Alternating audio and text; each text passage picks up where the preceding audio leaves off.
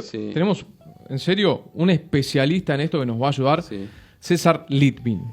Bien, es cierto, toda la industria que se le exige ser competitiva requiere que se nivele la cancha porque es difícil competir con otros países que tienen sistemas tributarios o sistemas de regulación laboral mucho más laxos. El sistema tributario en la Argentina, tal como está configurado al día de hoy, boicotea la competitividad en la Argentina. ¿Cómo? Boicotea la competitividad en la Argentina. El sistema tributario argentino boicotea la competitividad. Es una de las causales de que le falta competitividad a la Argentina. ¿Y qué se puede hacer? ¿Por qué? Pero primero quiero decir por qué. Ok. Hay un podio de los impuestos más tóxicos a la actividad económica, más distorsivos que hay. Sí. En el podio normalmente se ponen 3. No me A ver. alcanza con 3. Necesito poner 4. Bien. Primero, lejos, ingresos brutos. El peor de todos los impuestos. ¿Por qué? Porque tiene un efecto acumulativo en cascada, se va trasladando hasta llegar al consumidor repotenciado. Cuando empieza con una tasa del 3-4%, termina en el 12% en el consumidor. Con lo cual es un impuesto que no se lo usa en el mundo. En el mundo tenés el modelo europeo, que es IVA, Bien. que es un impuesto que solo grava el valor agregado en cada etapa, con lo cual no se Claro. tiene el efecto de potenciación. Y en Estados Unidos tenés el impuesto a la venta, pero al consumidor, con lo cual todas las etapas anteriores no se repotencia. Pero acá entonces ingresos brutos es en cada etapa. En cada etapa se va trasladando impuesto sobre impuesto, porque Claro. en cada uno, por eso se repotencia. Pero además ingresos brutos, ¿sí?, afecta a la exportación, porque el que exporta no tiene reintegro de ingresos brutos en todos los insumos que pagó antes, en todos los servicios que pagó antes. Pero lo peor de todo es algo que debería solucionarse antes de cualquier pacto fiscal que se tenga que hacer, que es que las provincias cobran por anticipado impuestos sobre los ingresos brutos. Cobran antes que se genere lo que se llama el hecho imponible. Y entonces desvirtúa la relación entre el contribuyente y el fisco, donde el contribuyente, que normalmente debería ser deudor del fisco, pasa a ser un acreedor del fisco. Entonces es un acreedor debilitado, porque cuando toca el timbre para que le devuelvan lo que pagó de más, lo que le cobraron de más, lo que sucede es que te dicen, no, mira, no solamente no te lo voy a devolver, o te lo voy a devolver cuando yo tenga ganas, Sí. discrecionalidad absoluta en la devolución, sino te voy a seguir cobrando de más todos los meses. Entonces, esa es una situación donde le quita capital de trabajo. No solamente pagás un impuesto malo, Sí. sino que además pagás de más.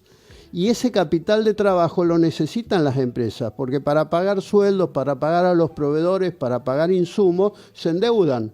Y es provincial, ¿no? Ingresos brutos. Ingresos brutos provinciales. El problema con ingresos brutos es que hace 20 años recaudaba el 2,4% del PBI, ahora recauda el 4% del PBI. Claro. Y además el 70% es recaudación anticipada. Así que Ese puedo es un seguir dato. hablando de ingresos brutos toda la tarde, pero me detengo acá. El otro impuesto muy distorsivo, lo cobra la Nación, es la retención a las exportaciones. Es un impuesto que afecta a nuestra competitividad porque ninguno de nuestros competidores tiene ese impuesto. Entonces, solo 12 países en el mundo lo tienen, todos son del tercer mundo. Ninguno de nuestros competidores, no tiene Brasil, no lo tiene Chile, no lo tiene Uruguay, no lo tiene Paraguay, no lo tiene México, que competimos mucho con México. Claro. Y hay países que hacen lo opuesto, ¿no? China subsidia Sí, exportaciones. claro, tengo entendido. claro. O sea, Ahí es el donde hace opuesto a falta lo que también tenemos nivelar nosotros. la cancha, porque, a ver, necesitamos divisas y castigamos al exportador. En el 2008 representaba el 3% del PBI. Ahora, con las modificaciones hacia la baja que está haciendo el gobierno nacional, va a estar aproximadamente en el 0,9 del PBI. Es un impuesto que el gobierno nacional quiere ir eliminando en la Me parece medida que correcto. no se altere el equilibrio fiscal. Y después hay un impuesto que nació por un año, en el año 2001, que no mide ninguna capacidad contributiva, sino que solo mide transacciones, Y es un impuesto a los débitos y créditos. Comúnmente le llaman impuesto al cheque, pero es al débito y al crédito. Es una locura eso. Y es un impuesto que nació en el 2001 por un año y en marzo soplamos las velitas del cuarto de siglo. Ya lleva 25 años de vigencia, un impuesto que nació transitorio. Y se repotencia porque vos pagás el IVA y sobre el pago del IVA tenés impuesto a los débitos y créditos. Pagás ganancias, pagás ingresos brutos, se va repotenciando. Y el cuarto, que entra de colado en el podio, es las tasas municipales, que es el hermanito menor de ingresos brutos. Los municipios no están habilitados a cobrar impuestos, solo pueden cobrar tasas retributivas de servicios y la tasa de seguridad e higiene se reconfiguró como un impuesto, que es un verdadero impuesto, pero los municipios lo disfrazan de tasa.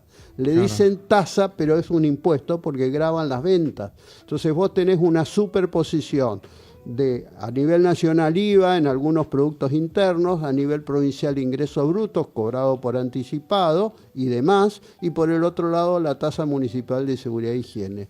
Esa superposición afecta la competitividad y afecta también el precio que tengan que pagar todos los consumidores, porque los consumidores pagan mucho impuesto, pero no lo ven porque está metido en el precio. Claro, por cerca eso... del 40 al 60%, depende del producto, tiene incidencia en el precio que termina pagando el consumidor. Claro, es que en realidad lo que hace una empresa es, bueno, yo tengo este costo, lo paso a precio, digo, después le aplico un markup y listo, se terminó. Entonces, sí, yo creo que gran parte del desafío de este gobierno es, bueno, sostener el superávit fiscal, pero también al mismo tiempo bajar impuestos. Bueno, el gobierno nacional en los 2 años y medio ha bajado o eliminado más de 15 tributos. Exacto.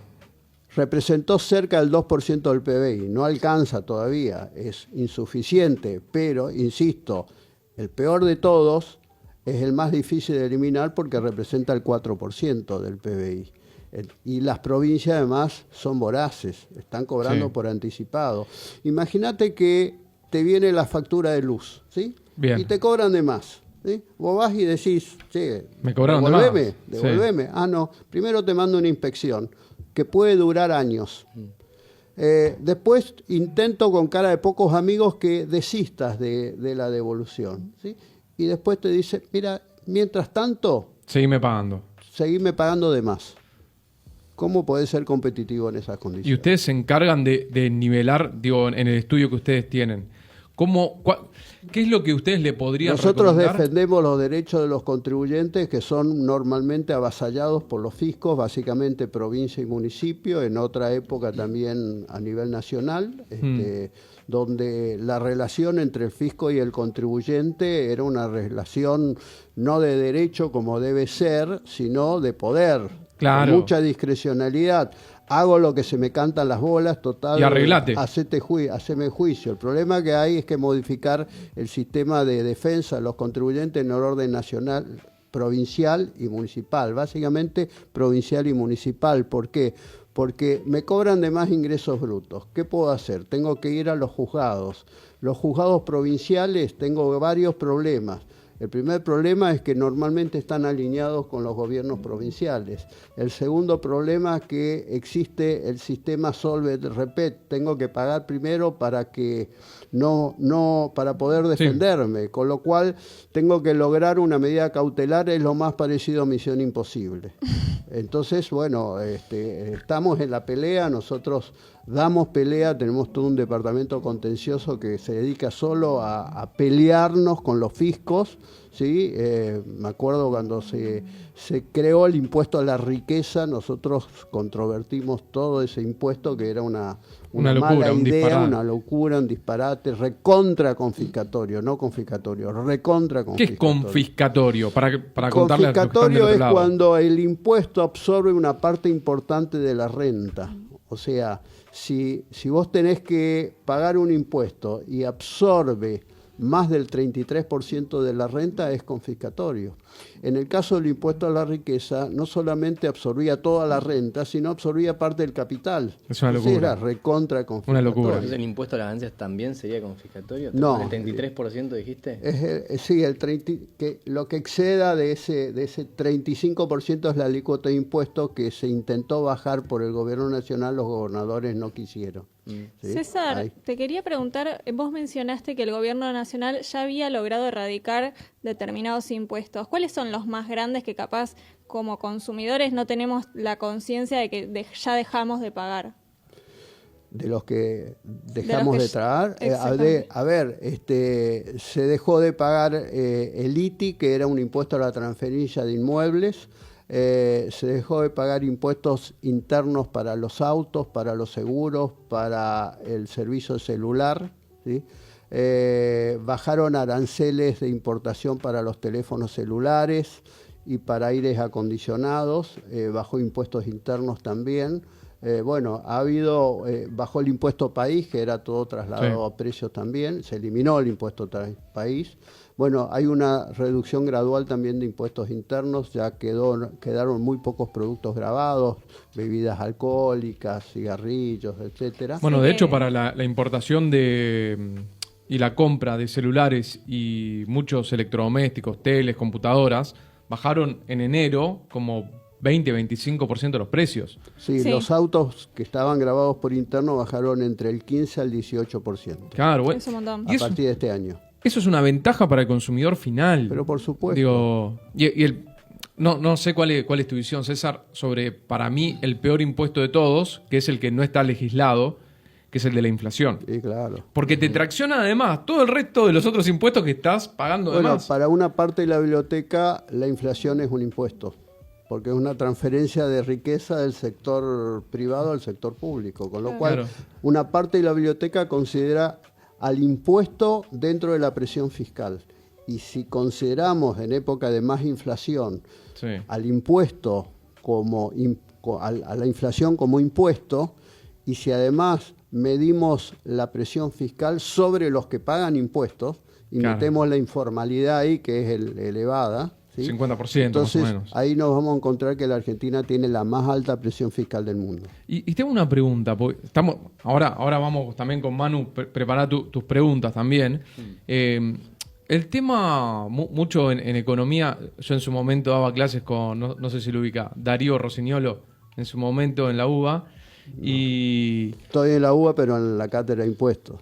Ah, mirá. Sí, y hablamos mucho de la curva de Laffer. Ah, sí. Yo ¿No? defiendo la curva de Laffer. Ok. Soy fanático de la curva de Laffer. Yo soy un obsesivo, porque Para está hasta en la entender naturaleza. qué es la curva Dale. de Laffer, ¿sí? En una servilleta, un economista americano lo que hizo es un análisis de que en determinado punto, cuando aumenta la presión fiscal, baja la recaudación. Exacto. Porque aumenta la informalidad, porque la informalidad es el premio, o es el premio que tiene el que no paga impuestos, ¿sí?, a una alta presión fiscal. Cuanto Claro. más alta es la presión fiscal, Más alta es incentivo la, también para- más tentación, alta es la digamos. informalidad, es Claro. mayor el premio. Entonces, Sí. y ante una baja de impuestos, en el mediano plazo, no en el corto plazo, Claro. la recaudación aumenta. ¿sí? Por eso yo defiendo mucho las perspectivas de mediano plazo, porque hoy muchas personas dicen, bueno, está todo bien con la macro, pero la micro no llega. Todavía la baja de impuestos no terminó de llegar al consumidor y demás. Pero bueno, no se puede ver todo en el ya, porque muchas de esas políticas tardan. Hay 4 una años. política, discúlpame, Sí, sí, que obvio. quiero Sí. hablar de eso justamente. Hay una norma que sacó el gobierno nacional donde obliga, ¿sí?, a discriminar a Sí. los impuestos nacionales Sí. que paga cada consumidor y invita, por federalismo fiscal no se puede meter con las provincias, invita a las provincias y a los municipios que hagan lo mismo.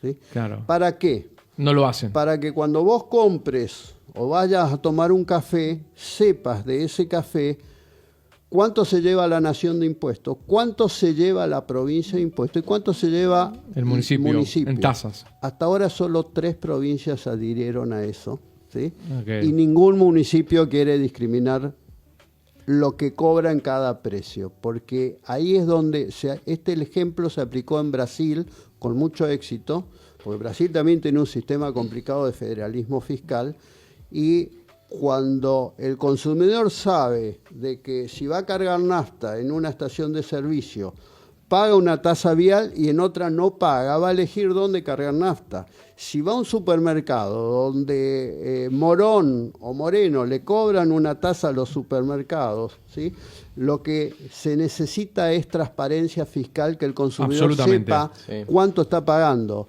La nación lo está haciendo, provincia y municipio tienen la asignatura pendiente. Pero sería una buena medida que todos los que consumimos sepamos de cada precio cuánto se queda a cada estado. Pero igual, ¿cómo haces para calcularlo en el provincial, por ejemplo, cuando hablabas del ingresos brutos, que no es que es el 3% solamente del valor final, sino que tenés un efecto, como vos decías, Está ¿no? muy bien es ese muy análisis. difícil de calcular eso. Voy a hacer el análisis de quien factura discrimina, entonces después se hace el efecto acumulativo de cada ingreso bruto en cada etapa. El consumidor final no va a poder saber que en realidad hay un efecto escondido mucho más grande. Manu. Es difícil, pero es imprescindible. Sí, total. ¿Está claro? No, está clarísimo. ¿Viste cómo era la hazaña de los Andes de San Martín? Sí. Era difícil, pero había que hacerlo. Sí. Muy bueno. Bueno, de hecho, hablando de eso también, yo hablo mucho del laberinto fiscal argentino. Yo, hace años, en la parte económica, yo tengo que contratar un contador, porque honestamente me pierdo con la cantidad de impuestos, con la cantidad de cosas que hay que pagar. Son más de, creo que son 150. Más de 150 entre nación, provincia y municipio. 150 impuestos. Pero te volvés loco. Por algo tenemos también tanta evasión, o sea, también te perdés un poco en todo Pero lo hay que un dato alentador. De los más de 150, solo 10 representan el 92% de la recaudación. Bueno, yo tengo acá un machete. 6 representan el 85% y 144 explican el 15% restante. Es una locura. Sobran muchos. Sobran cual. Muchos. La creatividad tributaria de municipios que tienen 80 y pico de tributos, no todos tienen esa cantidad en promedio, pero los inventos que han hecho de tasas, es una locura. Pasado un municipio quería cobrar tasa en base a un supermercado. ¿Tasa de envase? ¿Qué tiene que ver el envase? El movimiento del envase en el municipio quería cobrar una tasa, o vez pasado el municipio de Azul quería cobrar un litro de gasoil por cada hectárea destinado a servicios generales. Imposible, ¿qué servicio general? Me tenés que decir qué servicio me va a prestar. ¿Cuál es la contrapartida? Y además me tenés que cobrar lo que te cuesta prestar ese servicio, ni un peso más. Claro, no puede ser tentativo, tiene que ser con una contrapartida real del municipio. Fehaciente. El tema es que, claro, ahí vemos que hay un montón de impuestos que no representan mucho en el global, pero por ahí para ese municipio representa un montón, ¿no? Claro. O sea, como que el tema es un dolor de muela. Claro. Manu, y hablando de este tema, vos la vez pasada, si mal no recuerdo, es que no sé si querés dar el nombre de los municipios, pero en uno te cobraban una tasa del 0,6 y en otro el 6. Hay diferencias, eso lo sabes vos, César, hay diferencias entre los municipios, pero también, César, yo te quería consultar, hay una propuesta, a ver, quiero saber qué opinás vos, hay una propuesta que se presentó desde la UIA, como para ir nivelando la cancha, que trata sobre tomar a cuenta los aportes patronales, o sea, tomar a cuenta del IVA los aportes patronales, como para ayudar a las empresas que son mano de obra intensivas a reducirles, capaz, no sé, a una textil un 25% del costo. Sí, eso se hizo en algunas oportunidades con pactos fiscales. En la década del 90 y después, bueno, la voracidad hizo que se deje de cumplir los pactos, ¿sí? Después el gobierno de Macri hizo también un acuerdo fiscal que llamaba consenso fiscal, que era una excelente idea, pero con ingenuidad política, bueno, tenía sanciones por incumplimiento, con lo cual más temprano que tarde dejaban de cumplir las provincias. Y después cambió el gobierno y derogaron el consenso fiscal. Pero hay ideas buenas en ese sentido, porque justamente lo que hace falta es nivelar la cancha, sacarle la pesada mochila de la presión fiscal, ¿sí?, hacer un sistema tributario que nos permita competir con el mundo, ¿sí?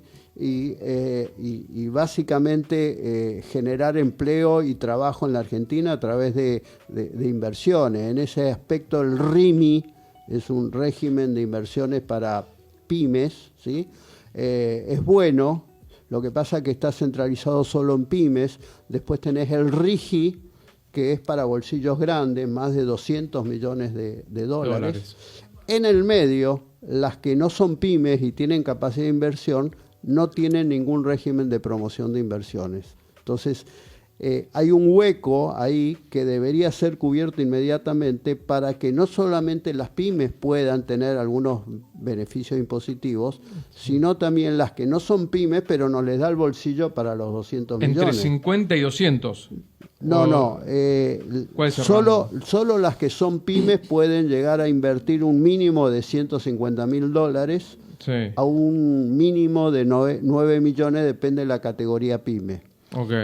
O sea, las que son pymes pueden invertir lo que quieran. Ah, ok. Las que son pymes. Pero hay empresas que no catalogan como pyme, pyme, pero que tienen bolsillo para invertir 10, 20, 30 millones de dólares, que va a generar empleo en las economías regionales fundamentalmente. Claro, fundamental. Tengo un Y amigo. ahí hay un hueco. Sí. Ayudé a un legislador con un proyecto y entró por el Senado un proyecto que justamente contempla un régimen parecido al RIMI, parecido al que RIGI. tienen las pymes, pero para las que no son pymes y no les llega el bolsillo para los 200 Le millones. podríamos dar seguimiento después, a lo largo de que pasen los programas, a ver en qué está. Sí, claro. Sí. Se presentó hace poco tiempo. Perfecto, lo César, vamos. yo te consulto. ¿Vos crees que el RIMI le nivela la cancha a las pymes? No alcanza. No alcances, tirarle No una alcanza. moneda. Ayuda, entrenada, ayuda en dos aspectos el RIMI. El RIMI es un régimen de inversión para medianas inversiones, de incentivos, y un beneficio que tiene es la amortización acelerada de los bienes de uso. O sea, si compras una máquina de mejor tecnología, en lugar de esperar 5 o 10 años para deducirla, la deducís en 1 o en 2 años, depende del bien. Con lo cual mejora la capacidad amortización. para pagar ganancias, menos ganancias. Y por el otro lado, lo más importante para mí es el IVA. Si luego de 3 meses tenés saldos a favor por la inversión que hiciste, que normalmente genera mucho IVA, la idea es que después de los 3 meses te devuelvan ese dinero. Para que no quitarle capital de trabajo. Tenés que importar una máquina para mejorar la productividad, para mejorar la tecnología de 10 millones de dólares, tenés 2.100.000 de IVA. Lo necesitas para el capital Claro. de trabajo. Entonces, si no lo podés absorber, bueno, te devuelven, eso plantea el RIMI. El proyecto que yo colaboré plantea lo mismo, los mismos beneficios del RIMI para el que no es pyme. Estamos de acuerdo, ¿no? Que para salir adelante hay que bajar impuestos. Sí, claro, sí, estamos desbordados de cantidad de impuestos y además estamos saturados de la presión fiscal que genera mucha informalidad y esa informalidad competencia desleal. Este es el título. Vos ponés 2 kioscos, ¿sí? Uno tiene empleado en blanco, paga todos los impuestos, IVA, ingresos brutos, ganancia, seguridad social, todo. Y en la misma cuadra alguien que no paga nada, no puedes competir. No puedes. No puedes competir porque la carga tributaria del que tiene todo en blanco con respecto Lo mata, al que el lo otro mata. no, bueno, no puede competir. Creo que había una revista, no me acuerdo si era del Banco Mundial, que largaba el informe que vos necesitabas el 106%. Sí, déjame que lo explique. Ahí va. Hay un informe del Banco Mundial que tiene su antigüedad, yo creo que empeoró la situación, que medía cuánto se llevaba el Estado Nacional, provincial y municipal por cada 100 pesos que gana una empresa. Sí, ¿Sí? exactamente. Entonces, el promedio en el mundo es el 45%, o sea que para que alguien se lleve 100, antes pagó 45 de impuestos. Venezuela está en el 73, Brasil está en el 60, Argentina estaba en el penúltimo lugar, 106,3. 106.3, sí. ¿Qué significa 106,3? Esto es lo importante de analizar. Que para que una empresa se lleve al bolsillo 100, antes le dejó al gobierno nacional, provincial y municipal Lo mismo. 106. Quiere decir que el empresario tiene un socio que no elige, Claro. que es un socio privilegiado, solo recibe ganancias. Si la empresa pierde, Perdiste vos. no aporta nada, ¿no? Claro. Entonces, este ejemplo, solo somos superados por una isla de Comoras, una isla africana que no sé ni dónde queda, pero que tiene mayor carga que la Argentina. El resto, hasta Venezuela, es más barato que la Argentina. Pero bueno, yo creo que eso empeoró porque se fue creciendo más la presión fiscal. Esto es un informe del 2020. 2020, creo. 2019-2020 me parece que fue. Informe del Banco Mundial. Eso me pareció... Eso lo ven los inversores, ¿eh? Recontra. Es decir, cuando viene un inversor y me pregunta cómo es el sistema tributario en la Argentina, la verdad, me pongo colorado, me da pudor, Sí. le tengo que decir, mira, hay tantos impuestos, recauda la nación, la provincia, los municipios, la provincia te va a cobrar anticipado y después no te va a querer devolver, ¿sí? Se financian a tasa cero. Sí. Compulsivamente, Claro. ¿sí? Porque se financia. Es el a negocio tasa redondo cero, ser claro. Y además tenés esta presión fiscal. Sí, es un tema, Manu, porque vos después ves y decís, bueno, che, ¿cómo hago yo para competir de igual a igual con países desarrollados? Es decir, ¿vos cuántos impuestos pagas? No, es una barbaridad lo que pagamos de impuestos. Pará, y lo llevás Pero, a precio. Porque casi obviamente, no podés absorber todo. Todas las distorsiones se trasladan a precios. Se criminaliza al industrial que por estar acá en Argentina tiene un precio más elevado que por estar en otro país, pero no es la culpa de la empresa que produce acá, sino que es la culpa de las distorsiones que tiene en este país. Sí. Me parece importante lo que dice César. También te quería consultar sobre el Super RIGI, ¿qué opinabas? Porque mencionaste el RIGI, Sí. mencionaste el RIMI y El quedaría Super RIGI Super es un RIGI. proyecto que todavía no fue aprobado por Sí. el Congreso.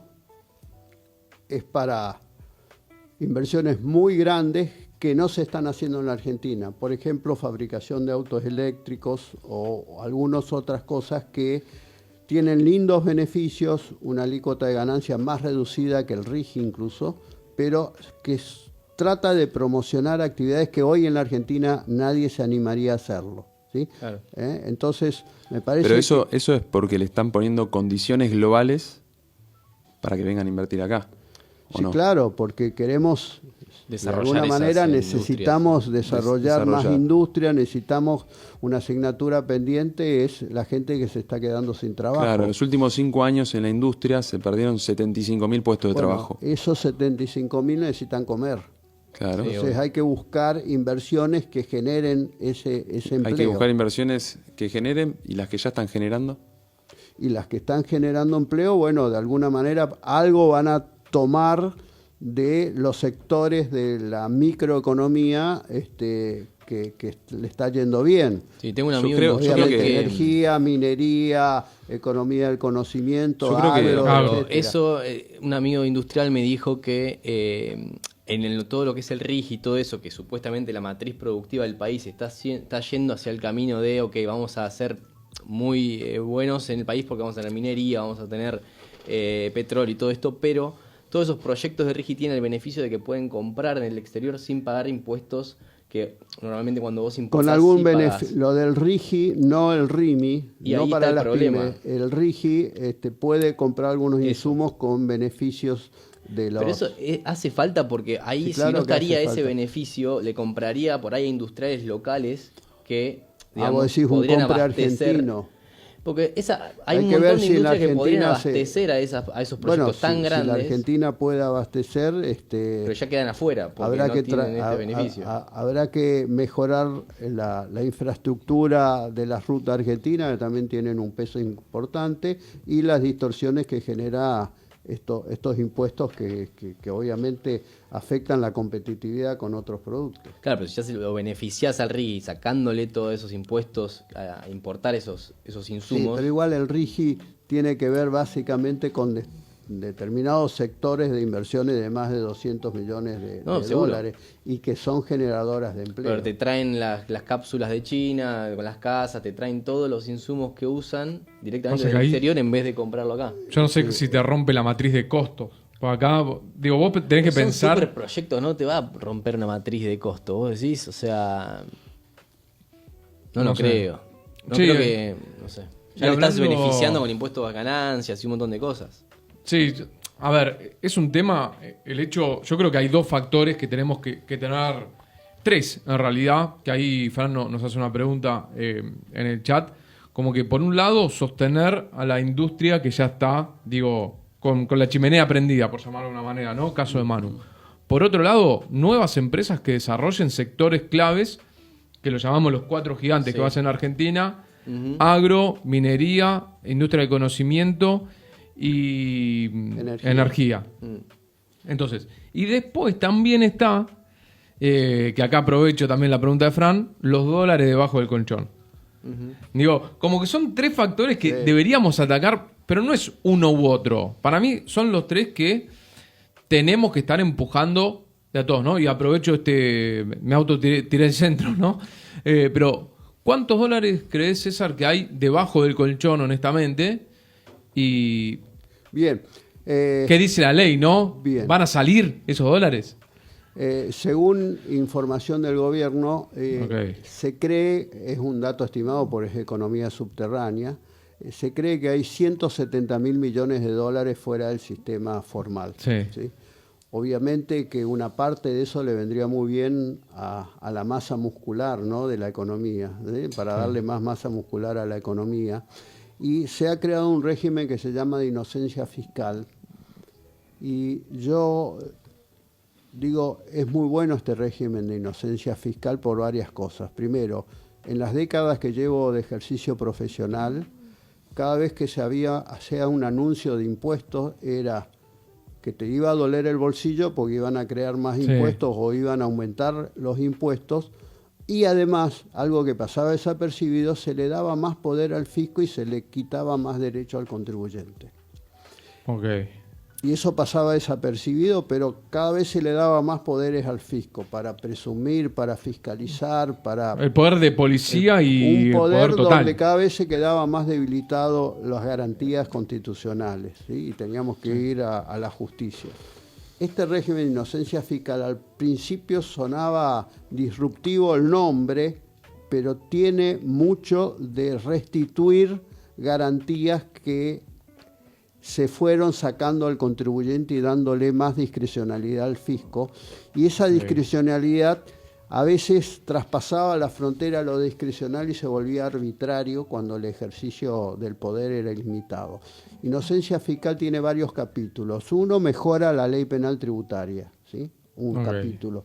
Otro capítulo, reduce bajo determinadas condiciones la prescripción. O sea que una prescripción que dura 5 años, hay posibilidad de reducirla a 3 años, y eso es una ventaja para los contribuyentes. Bien. ¿Qué significa prescripción? Que el fisco no puede seguir investigando si el periodo ya está prescripto. No es lo mismo 5 que 3. Obvio. Sin duda. Y por el otro lado, establece un sistema simplificado de impuestos a las ganancias. Muy bueno, muy bueno. Ok. Este régimen simplificado de impuestos a las ganancias tiene varias ventajas. La primera, independientemente si tengo o no tengo dólares en el colchón, la primera es, voy a tener una declaración jurada muy sencilla, muy simple, pocos datos, ¿sí? No la intensidad de datos que se viene presentando en una persona humana, sino ingresos grabados menos deducciones, impuestos determinados. No hay Bien. que poner las diferencias patrimoniales, qué compré, qué vendí, qué consumí, qué nivel de vida tuve y tengo que exteriorizarlo. No hace falta poner nada. Entonces, ¿cómo sería eso? Sí, una declaración jurada muy simple, ingresos grabados menos gasto deducible, impuesto a pagar. ¿Y por qué no se podía hacer directamente sobre todos los que ya eran responsables de inscriptos? ¿Por qué había que crear una categoría nueva? No, es decir, es una opción que tiene el contribuyente que quiero decir acá a todos mis clientes y amigos, le digo, entren de cabeza al régimen ¿Sí? simplificado. ¿Cómo? ¿A quiénes Para, le eso es un conviene? título, ¿eh? Entren de cabeza al régimen simplificado porque es muy bueno, porque Sí. tiene mucho para ganar y nada para perder. ¿Qué significa este régimen simplificado? Primer ventaja, la declaración jurada simple, es decir, más allá de si tengo dólares en el colchón, además, puedo usar esos dólares sin consecuencia fiscal en la medida que provengan de actividades lícitas. Claro, porque se escuchó mucho hablar de que No. Ese es un buen punto para aclarar. Esto cura plata negra, no plata sucia. Hay una diferencia entre plata negra y plata sucia. La plata negra es plata obtenida legítimamente, pero que no pagó impuestos. Incluso mucha gente cobraba en blanco en la gestión del gobierno anterior y quería cubrirse porque el peso estaba debilitado y donde compraba dólares y no le daban más de $200. Sí. Es muy buena. En César, el mercado negro. Sí, Entonces obvio. lo blanco se convirtió en negro y no lo podían declarar porque estaban siendo tipificados del delito penal cambiario. Entonces me parece que esta es una oportunidad histórica, ¿sí?, para decir, bueno, esto que no lo tengo declarado... me la gané honestamente. Sí, honestamente. Claro. No pagué impuestos, Claro. pero me la gané honestamente. No es lo que tenga que ver con delitos, Claro, lavado de actividades dinero, ilícitas. etcétera, porque eso no lo cura. Claro. ¿Sí? Sí. Y esa diferencia, esa frontera hay que ponerla. Dinero negro, no dinero sucio. Eso, yo, César, te puedo pedir prestada esa frase porque me encantó. Una cosa es La uso guita todos los negra y días. guita sucia. Me buenísimo. encantó, me encantó. Dinero. Ahora, ¿qué otras ventajas tiene para que Sí. la audiencia entienda bien? Si el año 2025, que es el primer ejercicio de opción que tengo que hacer, lo pago correctamente, sin ninguna discrepancia grande con el fisco, lo que produce ese año es que un efecto liberatorio, el fisco ya no puede meter las narices en el 2025, ni todos los años no prescriptos anteriores. Se produce un bloqueo fiscal, donde el Eso es un organismo gran fiscal detalle. presume que todos los años anteriores tienen exactitud, están bien pagados, independientemente de cualquier picardía Borrón y cuenta juvenil. nueva. Cualquier picardía juvenil queda Eximida. porque se produce lo que llama el bloqueo fiscal. Muy Entonces, César, ¿y esto solo aplica para personas físicas o también para solo personas personas jurídicas? físicas. Ah, Sí, en el proyecto, en la ley original, ¿sí? En la ley original hay exclusiones, gente que tiene más de 1.000 millones de pesos año en los últimos 3 años o 10.000 millones de patrimonio, no podrían entrar. Pero hubo una retroalimentación al gobierno y tomaron algunas sugerencias que le dimos y hay un proyecto que entró al Congreso donde se eliminan esos topes y salvo grandes contribuyentes nacionales, todo el resto puede entrar. O sea que si superás los 1.000 millones o los 10.000 millones de patrimonio, podés entrar igual si sale aprobado esta ley. Por eso lo primero que se hizo, se prorrogó el vencimiento, que empezaba el 11 de junio, ahora se postergó para fin de julio. ok. Si la ley se demora más, es posible que se prorrogue más. Pero es bueno el régimen simplificado de ganancias. No tiene nada que perder, al contrario. Aunque no tenga dólares en el colchón. Claro. Aunque no tenga pecados que ocultar. Que entren, por la duda que entren. Es bueno, Claro. le sirve. Claro. ¿sí? Manu, ¿y vos cómo ves todo esto? ¿Vos qué avance tenés? ¿En qué andás? Contame un poquito. ¿Cómo viene la industria? ¿Cómo viene la empresa? La industria... ¿Hace cuánto nos Mirá, vimos? ¿Un mes y nos medio? vimos hace- 2 meses? Hace más o menos un mes. La industria está complicada. Está complicada, pero no solamente por el consumo interno, que está Sí. complicado. Hay algunas que, por ejemplo, la automotriz Sí.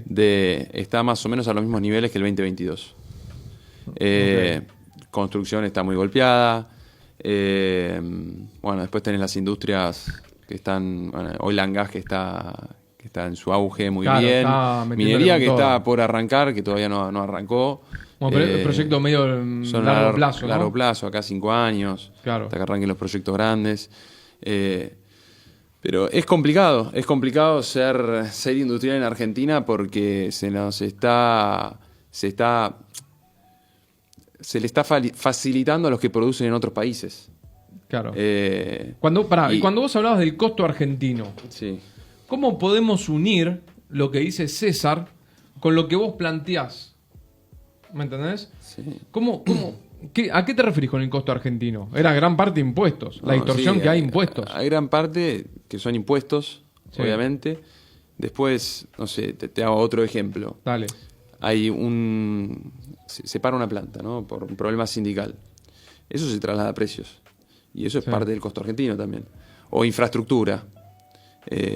Eso también es parte del costo argentino. Entonces, todo eso pega. Y todo eso creo que de alguna forma tenemos que considerarlo, porque los que somos empresarios industriales en Argentina, estamos generando trabajo en Argentina. Y estamos también... Es muy loco. Yo he recorrido empresas de norte a sur por Argentina y he visto empresarios que son De locos, sí. de locos. Y vos pensás y que creo que estás hablando- todo eso sí. lo estamos poniendo en riesgo por no ponerle las mismas condiciones que los que producen en otros países. Porque vendemos bienes tangibles. Lo podés Sí. hacer acá, lo podés hacer en China, lo podés hacer en Chile, lo podés hacer en cualquier lado. Y siendo productivo, capaz, no estás en precio por las condiciones del país. Sí, no, tal cual. Es el costo Y- argentino. Y después, ahora al otro Manu voy, porque fíjate cómo es la movida. Dos cosas te quiero preguntar, Manu. A ver. La primera es, salió SpaceX Sí. al mercado. La bolsa, sí. Y también te traigo un poco con los temas y pegale duro y parejo, Manu. Dale. Acá César nos está dando la pauta, adhiéranse, blanqueen. Sí. Y digo, por ejemplo, tener guita en el colchón. Ujú. ¿Sí o no? No, claro. Después, otra pregunta. Si sale esa guita, Ujú.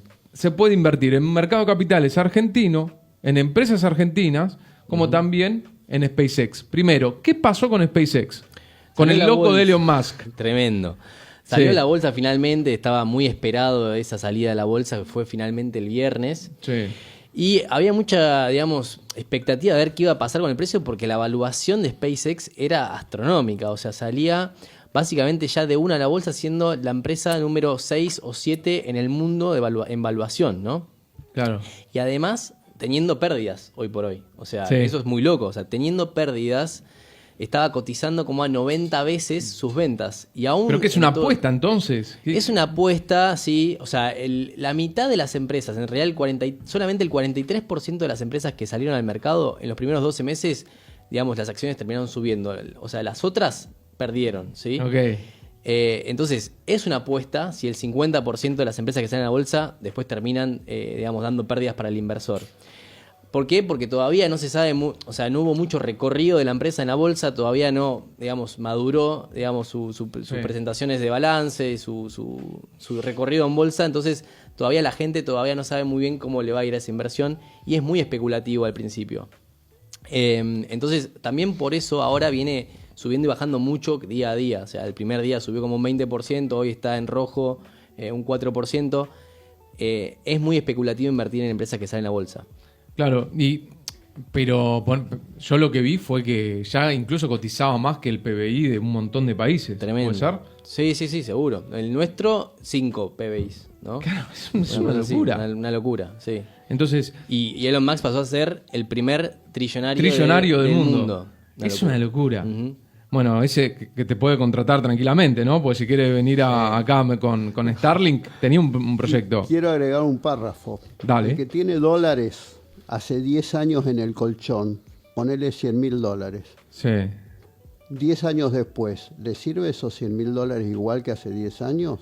Tremendo. Excelente, Estamos, excelente. estamos en el mercado, abrió el mercado. Digo, el que tiene esos dólares se le está evaporando por la inflación internacional, por la inflación en bienes. Sí. Entonces lo puede usar sin consecuencia fiscal. ¿Y qué lo puede usar? Puede invertir en mercado financiero. Obviamente. Hay cuestiones que se pueden invertir y que no pagan impuestos. Puede invertir en la bolsa, puede invertir en plazos fijos en pesos o en dólares, ¿sí? O puede comprar un inmueble, si lo dedica a alquiler de vivienda no paga ganancia. La reforma laboral tuvo un capítulo impositivo que derogó el impuesto sobre el alquiler de viviendas, con lo Sí. cual le queda la renta neta y se va a ir valorizando sin que esté ocioso en un colchón. Bueno, César, vos sabés que la semana pasada justamente hicimos un quiz que me gusta que los que están del otro lado también vayan tipo participando y también aprendiendo juntos, ¿no? Y justamente con Manu, creo que $100.000 en... Justo hicimos la misma pregunta. La misma pregunta. $100.000 en 10 años con una inflación del 3% anual, que es más o menos el promedio que hubo en inflación en dólares históricamente, son al final del año 10 $74.000. O sea, perdiste $26.000 por tenerlo. Y hay un montón de gente que también por ahí no tiene 100.000 abajo del colchón, pero... No solamente perdiste de ganar también. Claro, y el costo de oportunidad es ganar. altísimo. Totalmente. Por eso digo, el régimen simplificado de ganancias es una buena opción para los contribuyentes del impuesto a las ganancias. Me encantó. No, y me gustó también cuando aclaraste que no solamente para los que tienen abajo del colchón, que para mí eso es importante porque hay mucha gente que por ahí no tiene abajo el colchón, pero Decirlo también igual. está en la duda. Y ahí me parece que hay muchos contadores que todavía no están aconsejando esto. O sea, por lo menos... Bueno, hubo algunas inquietudes porque si había una discrepancia significativa de más del 15%, se te caía el régimen. Hemos tenido algunos tributaristas, una reunión con Caputo, le hemos explicado esta inquietud y lo han tomado en cuenta, Bien. así como van a eliminar los topes para que más gente entre. Las discrepancias significativas levantaron el umbral, tiene que ser superior a 5 millones de pesos la discrepancia entre lo que el fisco quiere que pagues y lo que vos pagás, pero además, si no se ponen de acuerdo y supera los 5 millones, se puede discutir en sede administrativa y al final del camino, si terminás pagando, no se cae el régimen. Bien. Datazo. A los dos Manus les hago una pregunta. Yo me siento que estoy en una clase magistral. Yo estoy, viste, decir que dejé la virome acá, No tomaste nota. en la mochila, pero ¿sabes lo que va a hacer? Después escucho el programa de cero y voy tomando nota. Y sí, hay muchos datos. Muchos datos. Manus. Sí. O sea, los dos Manus. Ustedes, ¿cómo se dice? Candy, ayúdame. ¿Cómo van a adherir al sistema? Así, van a adherir. No, pero ¿cómo se puede decir en plural? Adherentes. Son adherentes. ¿Serían adherentes de estas cosas que nos viene planteando César? Sí, no, ¿por qué? Y después, para que vaya pensando César, perdón, cambia el gobierno. Sí. ¿Qué pasa? Es la pregunta que todos me hacen. Y sí. Y depende, habrá que estudiarlo un poquito más. Rápido, Por esto que metámosle porque son sí, y por esto que 59. decís vos, porque podés ver el caso de la gente que blanqueó con Macri, también, Sí. como otro caso similar, y que después la empomaron. Cortita Fuerte de el acidez. título. Manu, ¿vos? No, yo soy monotributista y la verdad que no quiero pagar ganancias por ahora, así que No, no me voy a al adherir. que es monotributista, si tiene que usar dólar del colchón para adherirse, Por ahora no. no le aconsejo. Otro título, Ro. El que es monotributista. El que es monotributista tiene un privilegio, paga una cuotita, esa cuota tiene los impuestos a IVA, Todo y ahí ganancias, metido, seguridad chao. social y todo. Si tiene que hacer usar los dólares del colchón y para eso tiene que adherirse al régimen simplificado, No. que se haga evaluar bien, porque hay un problema de competitividad también, porque va a Sí. tener que cargar IVA, Claro. va a En el ser precio, responsable sí, inscripto, le va a doler Que te contacten. el bolsillo, le va a doler el bolsillo, con lo Bien. cual digo, frenen, evalúen, Sí. costo-beneficio y todo. Pero Ahora, para el otro sí. la inquietud de Manu es la que todos los clientes me preguntan. ¿Qué pasa si cambia el gobierno? ¿Qué pasa si cambia el gobierno? Acá hay que analizar desde dos perspectivas. A ver. La primera, todos los beneficios obtenidos hacia atrás y lo que se exterioriza de dólar del colchón, no va a pasar nada aunque cambie el gobierno. Bien. Sí, no se pierde ninguno de los beneficios. Listo. Lo que sí puede pasar es que cambia un gobierno, viene más voraz otro gobierno, y si exteriorizó plata y esa plata la tiene invertida y la tiene invertida en patrimonios que paga bienes personales, le va a doler bienes personales, nada más que eso. Que te contacten, César. Nada más que eso. No, a ver, no hay que poner sombras sobre Sí. algo que es bueno, pero en definitiva lo que deberías pagar hacia adelante de impuestos quizás quede totalmente pulverizado por la renta que le podés obtener. Además, jugar a Sí. las escondidas con plata tiene un camino corto. Bien. Cada vez más difícil jugar a las escondidas. Es, la verdad, chicos, nos van a sacar del aire, pero antes que nos saquen del aire les quiero agradecer, Manu, Candy, Manu, nuestro Manu, y César, mil gracias por sumarte, la verdad que fue un programón.